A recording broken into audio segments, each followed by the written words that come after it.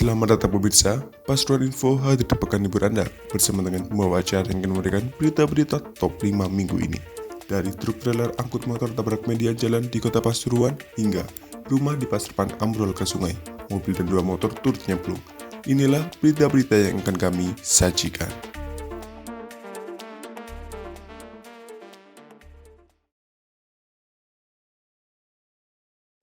Pemkot Pasuruan melalui Disperindak menggelar program Pasar Murah di kantor Kecamatan Gadingrejo, Kota Pasuruan di Jalan Haji Juanda.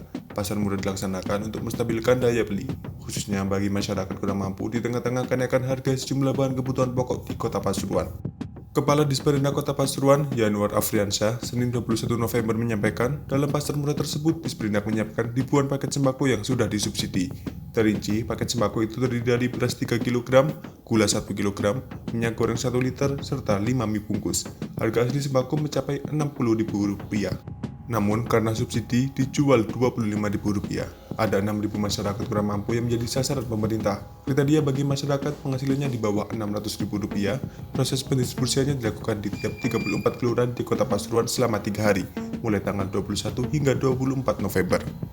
Total dana yang digelontorkan untuk pasar murah itu sebesar Rp426 juta. Nantinya, dana pasar murah dikelola dengan mekanisme revolving. Hasil penjualan sembako murah akan dibelikan bahan-bahan pokok kembali untuk masyarakat yang membutuhkan. Sementara itu, Ketua DPRD Kota Pasuruan, Haji Ismail Marzuki Hasan mengungkapkan bahwa program pasar murah itu diharapkan untuk membantu penduduk yang berada di bawah angka kemiskinan di tengah-tengah keterpurukan negara pasca pandemi COVID-19. Ia berpesan agar Disperindak Kota Pasuruan tak hanya berhenti pada program pasar murah saja, namun juga harus ada program-program lain yang konkret dan berkelanjutan untuk mendongkrak perekonomian masyarakat.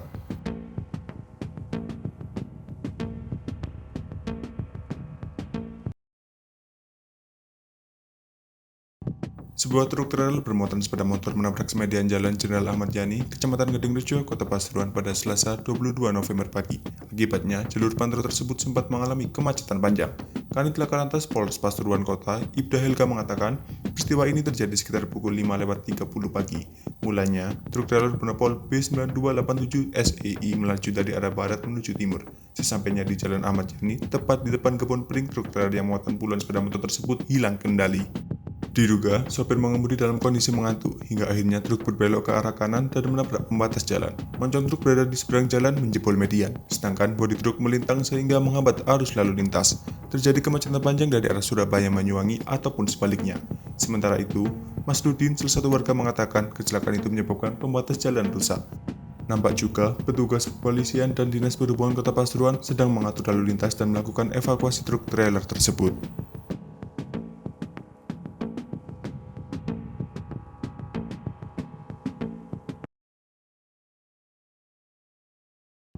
Wali Kota Pasuruan, Saifullah Yusuf meluncurkan aplikasi Pasuruan Books of Digital di halaman kantor perpustakaan dan arsip Kota Pasuruan, Rabu 23 November. Aplikasi tersebut merupakan bentuk apresiasi kepada para pegiat literasi, sehingga mereka tetap getol membudayakan kegemaran membaca menggunakan teknologi.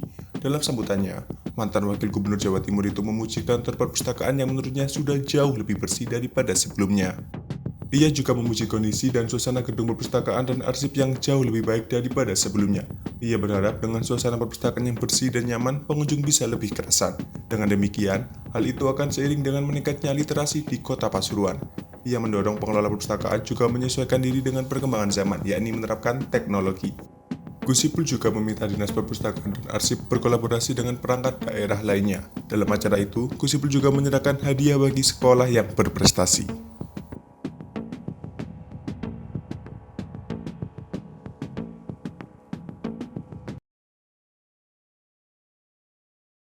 Sebuah rumah di Desa Mangguan, Kecamatan Pasarpan, Kabupaten Pasuruan ambrol karena tanah longsor. Bagian belakang rumah atau bagian dapur itu longsor ke sungai.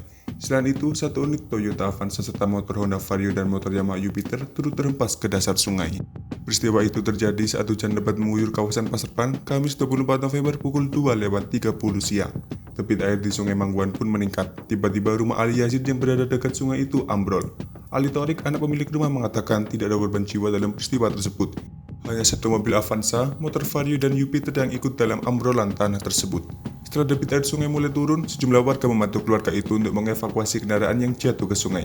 2 motor akhirnya berhasil dievakuasi, sementara mobil Avanza masih teronggok di dasar sungai.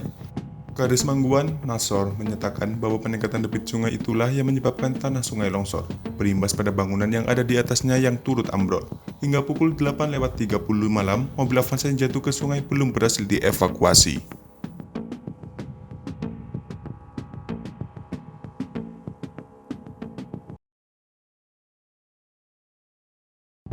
Sebuah tronton box dengan nopol L8326LM naik ke median dan Taman Tugu Keris, Kecamatan Panaan, Kabupaten Pasuruan, Jumat 25 November pagi. Diduga sopir tronton mengalami kantuk sebelum insiden ini terjadi. Kecelakaan ini terjadi tepat di seberang Mapolsek Panaan, tepatnya sebelum simpang 4 traffic light Kasri, Kelurahan Petung-Sari, Kecamatan Panaan.